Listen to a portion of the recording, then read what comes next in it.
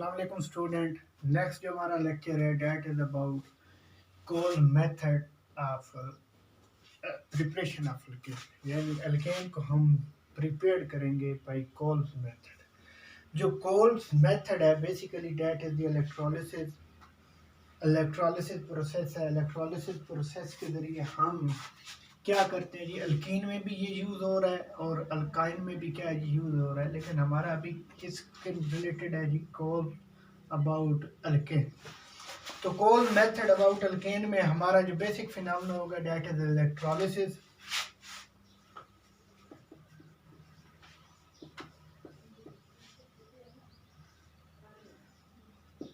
अब इलेक्ट्रोलिसिस के प्रोसेस में बेसिकली हम क्या करते हैं, इलेक्ट्रिक करंट प्रोवाइड करते हैं। अब किस चीज़ को प्रोवाइड करना पड़ेगा,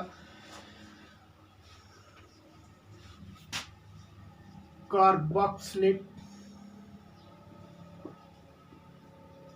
salt of potassium and sodium, इन दोनों के जो साल्ट हैं, या पोटाशियम का यूटिलाइज कर लो या किसका यूटिलाइज कर लो, सोडियम का, तो उसके नतीजे में आपको क्या मिल जाएगा, आपको अल्केन मिलेगी। पोटाशियम और सोडियम के साथ जो कंडीशन है, आपका जो सॉल्यूशन होना चाहिए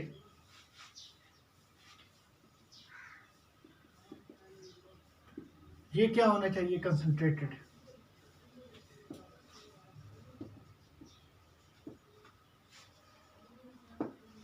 एक और बात इसी के रिलेटेड, ये symmetrical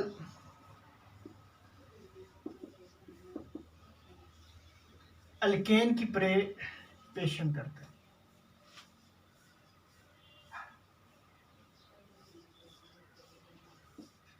prepare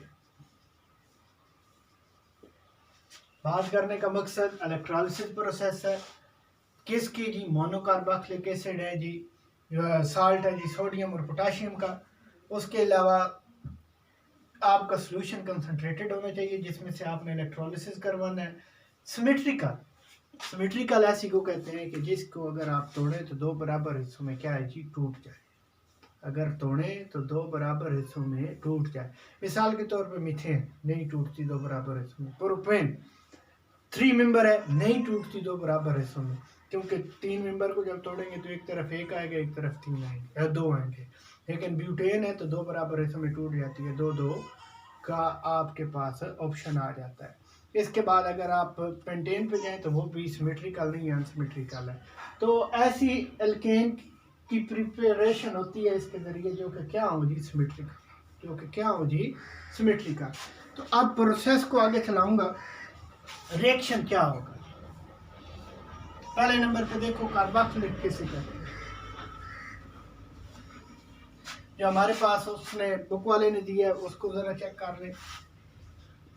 CH3C double bond OH, ये है कार्बोक्सिलिक एसिड। ये क्या है जी, कार्बोक्सिलिक एसिड। अब इसका साल्ट मैं ले लेता हूँ पोटाशियम का, इसकी करवाते हैं इलेक्ट्रोलिसिस।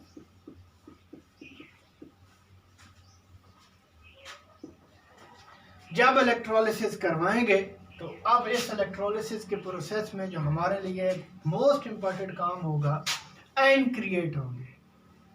और कौन सा ion, CH3C double bond O negative और एक तरफ के पॉजिटिव, एक तरफ O नेगेटिव ये वाला आयन और दूसरी तरफ के पॉजिटिव।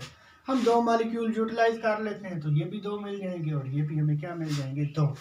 अब इलेक्ट्रोलिसिस के प्रोसेस में जो चीज़ आप लोगों के लिए मोस्ट इम्पॉर्टेंट है कि फ्लो ऑफ चार्ज, करंट है, चार्जेस ने फ्लो करना है जी। तो यहाँ पर आपके पास दो इलेक्ट्रोड होंगे, एक होगा एनोड, दूसरा होगा कैथोड, इलेक्ट्रोलिसिस के प्रोसेस में। तो अब एनोड पे कौन सा काम हो रहा होगा और कैथोड पर कौन सा काम होगा।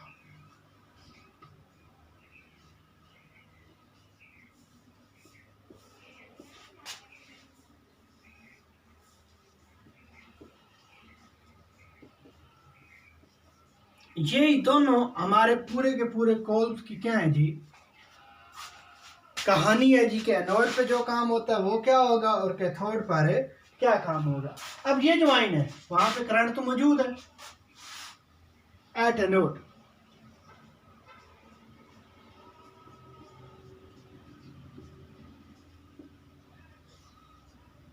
इलेक्ट्रोलिसिस, दो इलेक्ट्रॉन रिमूव होंगे, यानी दो है ना, हर एक एक इलेक्ट्रॉन देगा तो वहां पर दो इलेक्ट्रॉन क्या होंगे, रिमूव होंगे। इसका मतलब है जब दो इलेक्ट्रॉन रिमूव होंगे तो यहाँ से एक इलेक्ट्रॉन गया है तो यहाँ पर क्या होगा, CH3 अल्काइल रेडिकल बनेगा, ओ डॉट अल्काइल रेडिकल, जैसे क्या बोलते हैं जी, अल्काइल रेडिकल। अब इट इज हाईली रिएक्टिव, ये जो अल्काइल रेडिकल है ये क्या है जी, बहुत ज्यादा सॉरी ये उसकी तो क्या हुई है जी, इलेक्ट्रोलिसिस हुई है, जिसके नतीजे में उसने दो इलेक्ट्रॉन क्या कर दिए, रिमूव कर दिए। अब ये दैट इज हाईली रिएक्टिव।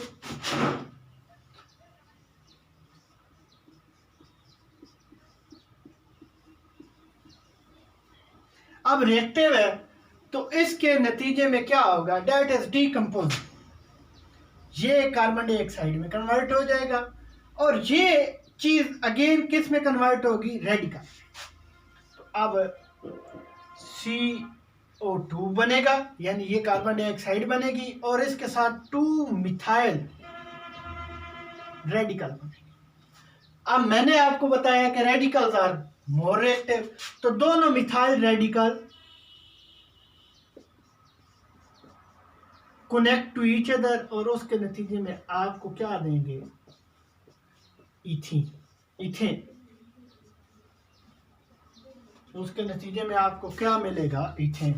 फिर सुने, जब इलेक्ट्रोलिसिस करवाई, ये पोटाशियम साल्ट है जी कार्बोक्सिलिक एसिड का, उसके नतीजे में 2 पोटाशियम आयन निकले और साथ ही क्या है जी, आपको इन आयन को बोलते हैं जी एसीटेट आयन।